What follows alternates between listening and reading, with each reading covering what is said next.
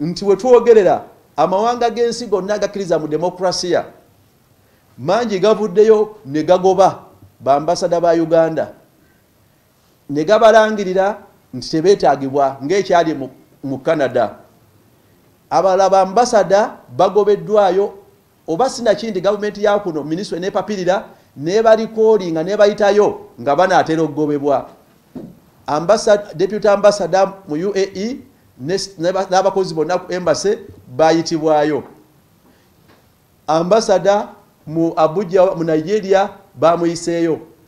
Ba diplomati bangi aba Uganda ne ba ambassador esaawa ena bali mu kunoonyerezebwako nga mwentwadde ne minisita omujjuvu owa foreign affairs Jeje Odongo.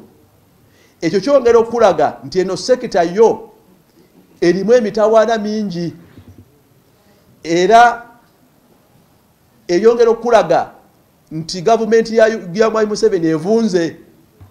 Naye bwe tukomawo kweno trend fe tudimandinga nti weetaagisawo okunoonyereza okugazi biki ebiri eyo biki ebiviiriddeko embeera eno.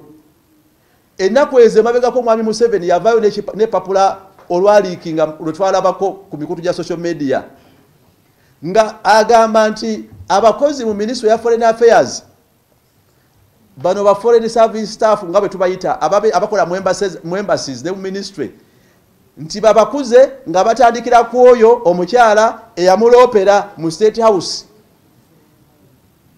Ekyo kikyamu wadde tukkaanya nti abakoze era abantu balina okukuzibwa okusinziira ku nkola yaabwe.